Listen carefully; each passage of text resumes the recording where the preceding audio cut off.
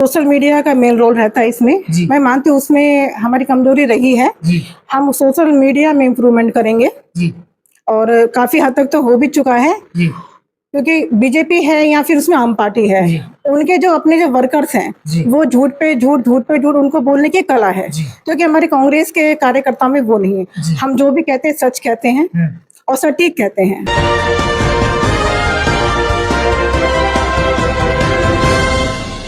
Active India में आपका हार्दिक स्वागत है। मैं शंकर थीवा। आज हम पहुंचे दिल्ली में राजनगर पार्ट 2 में और आपकी मुलाकात कराएंगे कांग्रेस की वरिष्ठ नेत्री और आपको बताऊंगी समाज सेविका रेखा यादव जी से। रेखा जी नमस्कार। नमस्कार शंकर जी। जैसा कि आपको पता है कि हरियाणा के अंदर चुनाव हुआ और सीधे तौर पर जम्मू कश्मीर में चुनाव हुआ, दोनों तरफ कांग्रेस ने काफी अच्छी फाइट दी, बहुमत के साथ सरकार बनाने में विफल रही और सीधे तौर पर महाराष्ट्र और अभी आने वाले समय में अंदर दिल्ली के अंदर भी चुनाव है। तो मैं जानना चाहता हूँ कि 15 साल से सत्ता से दूर कांग्रेस क्या इस बार दिल्ली में आम आदमी पार्टी और बीजेपी को टक्कर दे पाएगी? देखो, हरियाणा में जो चुनाव हुआ है उसके परिणाम सबके समक्ष आ चुके हैं और अभी जो दिल्ली में जो चुनाव होने वाले हैं, आई थिंक फरवरी या मार्च में, उससे पहले हो सकते हैं। तो देखो, कांग्रेस के जो काम है वो टक्कर देंगे, ठीक है ना। हमारी शीला मैडम जी की जो सरकार थी कांग्रेस के टाइम पे, जितने हम लोगों ने काम करे हैं, हम उन सभी कामों को एक एक जन तक पहुंचाएंगे, क्योंकि वोटर हमेशा चेंज होता रहता है। जैसे आज 18 साल का नया वोटर है, उसको नहीं पता कि वो जिस स्कूल में पढ़ा है, जिस कॉलेज में पढ़ा है, कि वो किसने बनवाया है, हॉस्पिटल में जहाँ पे इलाज चलते हैं वो किसने बनवाए हैं। तो हमें उनका जो उनके माइंड में हमें बैठाना पड़ेगा कि जितने भी वर्क हुए हैं वो कांग्रेस के टाइम पे हुए हैं। चाहे आप फ्लाईओवर लगा लो, चाहे मेट्रो प्रोजेक्ट का आप लगा लीजिए, hospital, school, college, IIT, IIM, कुछ भी, मतलब 1 to 100 जितने भी हमारे जो काम हुए कांग्रेस के समय पर हुए हैं। उसके बाद में कोई भी ऐसा काम नहीं है जो इन सरकारों ने किया हुआ है। आप स्कूलों की हालत देख लीजिए, उसमें उन्हीं को रिपेयर ढंग से नहीं करा पा रहे हैं। अतिशी जी अभी नई मुख्यमंत्री बनी है, वो खुद ही अपनी खामियों को गिनवाती है, जो कि विपक्ष का काम है। वो खुद ही विपक्ष वाला जो काम कर रही है। आपका काम कर रही है, आपको क्या नाराजगी इस चीज से? नहीं, हमें नाराजगी ये है कि जिस मुद्दों को लेकर वो सत्ता में आए थे, अन्ना हजारे का जो आंदोलन था, ठीक है, अन्ना हजारे तो आज है ही नहीं कहीं पे, उनको तो एकदम से साइडलाइट कर दिया। केजरीवाल जी उभर के आए, लेकिन जो जनता ने जो विश्वास उनके ऊपर किया था, जिस विश्वास के ऊपर उन्होंने कांग्रेस का वोट कन्वर्ट किया था, लेकिन खरी तो नहीं उतरी ना उसके ऊपर। आज अगर वही आम पार्टी के अतिशी जो मुख्यमंत्री जी बनी है, वो मुख्यमंत्री जी हॉस्पिटल में जाकर, स्कूलों में जाकर, गलियों में जाकर सेवर दिखाती हैं, नालियां भरी हुई दिखाती हैं, रोड टूटे हुए दिखा रही हैं, स्कूल के जो वॉशरूम है वो इतनी गंदी कंडीशन है वो दिखा रही हैं, स्कूलों में जो उनके प्रिंसिपल नहीं है उनके वो क्लास ले रही हैं। तो क्या काम किया उन्होंने कुछ भी काम नहीं किया और सीधे तौर पर आप गिना रही उसमें को दोहराया नहीं कि ये चीजें हो रही है। लेकिन ऐसी में बैठ के राजनीति करने वाली कांग्रेस तो अभी बाहर नहीं निकल रही है। आम आदमी पार्टी हो चाहे बीजेपी, दोनों धरना दे के अपना काम निकलवाने में माहिर है। लेकिन कांग्रेस में देख रहा हूँ कि 15 साल में कहीं भी धरना प्रदर्शन नहीं हो रहा, किसी तरह की जनता के बीच नहीं जा रहे। कहीं कहीं ऐसा नहीं लगता कि आपके जो नेता है वो शीला दीक्षित जी के बाद एसी में बैठ के राजनीति करना ज्यादा पसंद करते हैं? नहीं, आप बिल्कुल गलत कह रहे हो, ऐसी बात नहीं है। हमारी कांग्रेस पार्टी हमेशा से एक्टिव रही है और धरना प्रति किसी के अगेंस्ट कोई प्रोटेस्ट करना वो करती आ रही है। अब आप लोगों को दिखाई नहीं देते हो तो मैं कुछ नहीं कहती, वो तो आप लोगों का अपना फॉल्ट है ना। अब हमारे अभी जो प्रेजेंट में हमारे अध्यक्ष जी हैं देवेंद्र यादव जी, उनको आप देख लीजिए, कोई भी हफ्ता या 15 डेज या महीना नहीं जाता जिस हमें प्रोटेस्ट नहीं होता हो, हमेशा हो रहा है। और अभी आने वाली 21 अक्टूबर को हमारे राहुल गांधी जी 70 विधानसभा है, 70 विधानसभा में पूरी एक यात्रा निकाल रहे हैं। तो वो यात्रा हमारी कंटिन्यूसली चलेगी, तो वो हमारा वर्कआउट ही तो है। कहीं कहीं ऐसा लगता है कि जब जनता के बीच में जब हरियाणा की बात करूँ तो सीधे तौर पर मैंने उस चुनाव को पूरा हैंडल किया, लेकिन कहीं कैडर 15 साल से संगठन ही नहीं बन पाया और जनता वोट देना चाहती है कांग्रेस। मैं आता हूँ उसी पे, जनता वोट देना चाहती है कांग्रेस को, लेकिन जनता के पास ऑप्शन नहीं बचता क्योंकि किसी तरह का कैडर जीरो हो चुका है। एक राहुल गांधी इसमें कोई दौरा नहीं, उन्हें ये भारत जोड़ो यात्रा निकाली, उसके बाद भारतीय न्याय यात्रा निकाली, बुन मैंने आर्मी की तरह चला और उसका फायदा आपको पता है लोकसभा चुनाव आपको मिल चुका है। लेकिन विधानसभा चुनाव में जो आपके लोकल क्षेत्र के नेता है उनके अंदर घमंड इतना पैदा हो चुका है कि सीधे तौर पर जनता से सीधे वो बात भी नहीं करते और उसी का फायदा आम आदमी पार्टी ने उठाया ये। और आपको बता दूं 70%, आपको बताऊं हूँ कि कांग्रेस ही आम आदमी पार्टी, ये आप जानते हो, 30% बीजेपी में चले गए। तो मैं सोच रहा हूँ कि सत्ता से दूर कांग्रेस। एक बार फिर बोलता हूँ, काम बहुत की शीला दीक्षित ने, लेकिन बुनाने में आप कामयाब नहीं रहे। किस तरह से जनता के बीच जाओ और क्या मुद्दे रहेंगे? देखिए, सोशल मीडिया का मेन रोल रहता है इसमें। जी। मैं मानती हूँ उसमें हमारी कमजोरी रही है। जी हम सोशल मीडिया में इम्प्रूवमेंट करेंगे जी और काफी हद तक तो हो भी चुका है, जी क्योंकि बीजेपी है या फिर उसमें आम पार्टी है, जी। उनके जो अपने जो वर्कर्स हैं जी। वो झूठ पे झूठ, झूठ पे झूठ उनको बोलने की कला है, जी। जो कि हमारे कांग्रेस के कार्यकर्ताओं में वो नहीं जी। है। हम जो भी कहते हैं सच कहते हैं और सटीक कहते हैं। हमें दीपापोती करने की आदत नहीं है। अगर हम लोग चाहते हैं, हमारी कांग्रेस की सरकार थी, इतने काम किए हैं शीला मैडम ने जिन्हें, हम भी लाखों करोड़ों रुपए लगा सकते थे उनके उसके एडवर्टाइजमेंट के लिए, लेकिन नहीं लगाए, क्योंकि शीला मैडम ने ये सोचा, कांग्रेस वालों ने ये सोचा कि इतना पैसा विज्ञापनों में खर्च करेंगे, लाखों करोड़ों अरबों रुपए अगर खर्च करते हैं, हम उन इतने सारे पैसों को हम पब्लिक की सेवा में खर्च करें।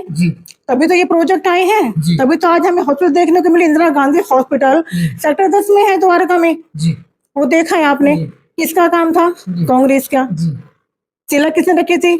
शीला जी ने। उद्घाटन किसने किया? केजरीवाल ने।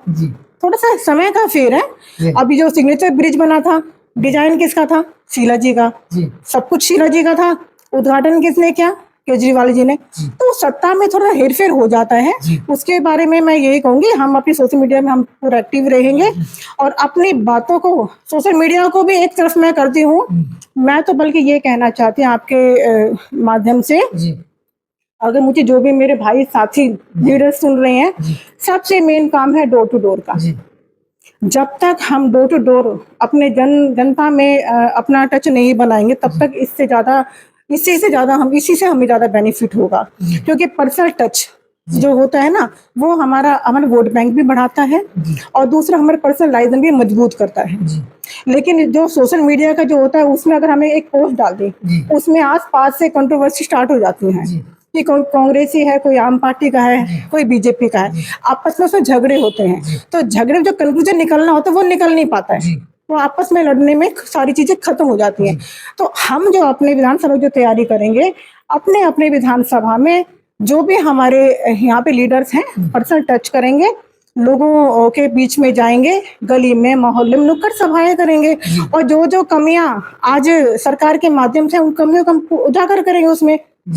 दूसरा एक और बता दूं कि जहां तक परिवारवाद की बात आती है, इसमें कोई दो राय नहीं है। और हरियाणा में हमने बड़ी क्लोज से देखा इस चीज को कि 19 टिकटों पर परिवारवाद को वोट दिया गया, टिकट दी गई, सॉरी, और तो उसका खामियाजा कांग्रेस को भुगतना पड़ा। जो 60 टिकट वाली कांग्रेस 38 पे आ गई और 19 ऐसी टिकट थी जो कांग्रेस के बागी हो गए थे, निर्दलीय चुनाव लड़े। जो कांग्रेस का जो वोट बैंक था वो शिफ्ट उसमें भी हुआ। और ऐसे ऐसे नेता भी थे और नेत्री भी थी जिनको कि आपको सीधे तौर पर बताऊं कि 1000 या 1500 के मार्जिन से वो हारे। तो और साथ में दिल्ली की तरफ मैं जब देखना चाहता हूं, तो आपको भी पता है कि पीछे जो चुनाव हुआ था उसके अंदर परिवारवाद बहुत चला था। और आपको बताऊं कि जो बड़े बड़े नेता हैं अपने बेटों के लिए लॉबिंग करते हैं, और उसका जो नीचे ग्राउंड का जो कैडर होता है, जैसे चाहे आप भी क्यों ना उसके अंदर हो सकती है शामिल, तो उसको टिकट नहीं मिल पाती। और उसके बाद जब टिकट नहीं मिल पाती तो वो बागी हो जाता है, तो सीधे तौर पर कांग्रेस को नुकसान पहुंचाता है। तो मैं जानना चाहता हूँ कि आने वाले चुनाव के अंदर 3 महीने के अंदर क्या यहाँ भी परिवारवाद चलेगा या एक कर्मठ कार्यकर्ता को ही टिकट मिलेगी? देखो, परिवारवाद की बात अगर आप कर रहे हैं तो ये तो चलता आया है, चलता ही रहेगा। हर पार्टी में चलता है, चाहे वो कांग्रेस हो, चाहे बीजेपी हो, चाहे वो आम पार्टी हो। इस पे तो मैं कोई टिप्पणी करूंगी भी नहीं। लेकिन परिवारवाद का मतलब ये नहीं कि आप किसी को भी दम्मे को उठा के टिकट दे दो। परिवार के अंदर भी ऐसे ऐसे अपने उनके जो कैंडिडेट्स निकल के आते हैं, जो सक्षम होते हैं, जो मेहनत करते हैं पार्टी के लिए, जो अपना पूरा अपने एरिया में पूरा एक्टिव रहते हैं, तो वहां पे टिकट देना कोई गलत बात नहीं है।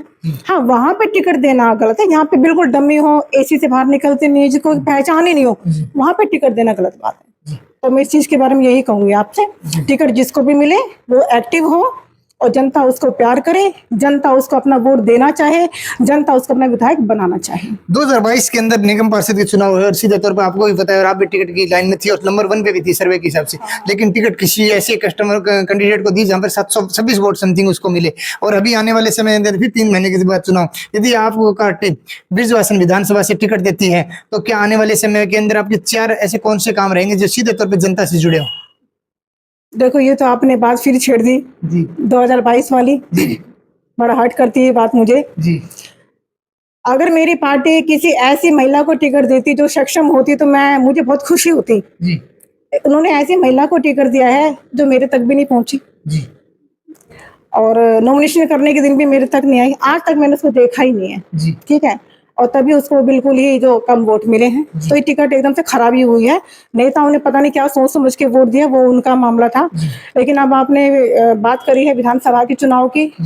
विधानसभा के चुनाव में अगर पार्टी मुझे समझती है इस लायक और मुझे चांस मिलता है, मैं खूब अच्छे से चुनाव लड़ूंगी और जो काम मैं आज तक करती आ रही हूँ, अपनी सोशल वर्क भी करती रहती हूँ, पार्टी के झंडे के नीचे भी मैं अपना वर्कआउट करती हूँ, तो अपनी पूरी मेहनत के साथ मैं काम कर भी रही हूँ। और आज से नहीं, 2012 मैंने पहला एक चुनाव कंटेस्ट किया था, उसके बाद से ही मैं लगी हुई हूँ।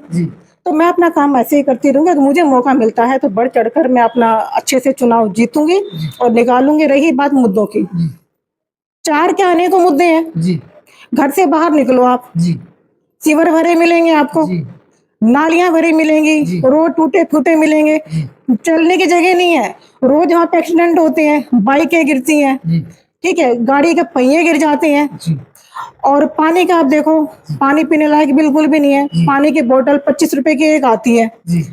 महीने में कितनी बोतलें आती होंगी? आदमी क्या खाएगा, क्या कमाएगा? वो भी साफ पानी नहीं आता। सुबह पानी आता है 4 बजे, सब 4 साढ़े 4 बजे सप्लाई स्टार्ट होती है। 1 घंटा इतना सीवर का पानी आता है। जल बोर्ड कहते हैं 1 घंटा तुम्हें पानी मिल रहा है, एनफ। जल बोर्ड का मतलब है 1 घंटा पानी मिल रहा है जनता को, इट्स एनफ। चाहे वो गटर का आए चाहे साफ आए, गटर का पानी थोड़ी पिए जनता। बिल आते हैं हजारों में, लाखों में बिल आते हैं, पानी आता नहीं है।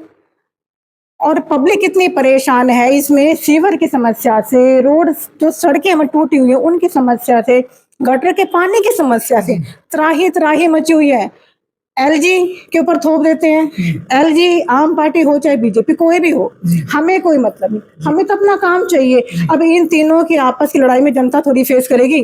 जनता ने तो वोट दिया था, बढ़ चढ़ के वोट दिया था ना। सेंटर को वोट दिया था और उसमें दिल्ली सरकार को वोट दिया था। तो सेंटर गवर्नमेंट अपना देखे, दिल्ली गवर्नमेंट अपना देखे, हम थोड़ी इसमें हम इसे जवाब दे ही नहीं है ना। जवाब तो वो लोग हैं। उनके आपस की लड़ाई में जनता जो बिल्कुल पिस चुकी है। कहीं भी कोई भी ऐसा काम है, स्कूलों की समस्या देखो ना, आप हमारे राजनगर में आओ, मैं साथ में चलती हूँ, स्कूलों के वहाँ पे आसपास इतनी गंदगी फैली हुई है, वो देखो। उनके वॉशरूम आप देखो जाके। अब लड़कियों को देखो, वहां पे जहाँ पे लड़कियां अपना कुछ भी पर्सनल काम होते वहां तक वो नहीं जा सकती। तो फिर कहाँ पे इन्होंने क्या किया है बताओ? समस्याओं से घिरा हुआ है। और पार्किंग समस्या मेन है यहाँ पे।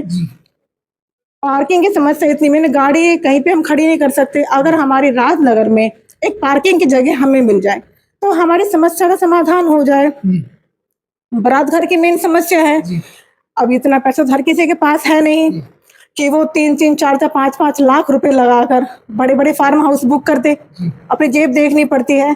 तो उन लोगों की तरफ देखते हुए अगर कोई भी गवर्नमेंट अगर बारात घर का कुछ व्यवस्था कर देती है, फ्राइडे चौक के पास में जो जमीन खाली हो बारात घर के लिए सज्जन कुमार जी ने अलॉट कराई थी, तभी लोग जानते हैं।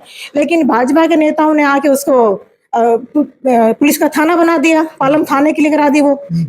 तो बताओ, कांग्रेस ने तो बहुत अच्छे काम कराए हैं, बारात घर में अलॉट कराया था, सत्ता में फिर वो नहीं रहे। लेकिन अब ये जो सरकार आई है उनको तो वो काम करने चाहिए ना।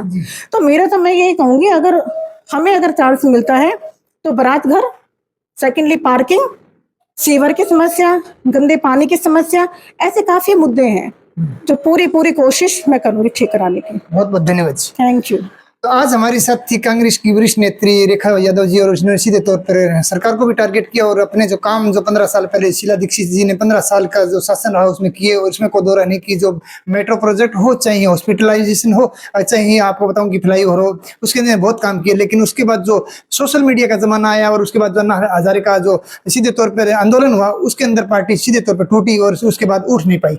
लेकिन एक बार फिर 3 महीने बाद चुनाव है, तो देखते हैं कि क्या आम आदमी पार्टी और कांग्रेस के बीच जो और सीधे तौर पर बीजेपी की जो तिकोनी से आपको बताऊं कि फाइट रहेगी, उसके अंदर कौन जीतता है और कौन हारता है। एक फिर आपको मैं राहुल गांधी की बात बता दूं कि कुछ लोग ये बोलते हैं कि हम कांग्रेस का सपोर्ट करते हैं, तो मैं एक बार फिर बता दूं कि 10 साल से सत्ता के अंदर केंद्र में अंदर बैठी भारतीय जनता पार्टी यदि आज भी राहुल गांधी को घेरने का काम करती है तो ये एक बड़प्पन होगा। एक सीधे तौर पर सरकार से ही पसंद किया जाता है, न कि विपक्ष से।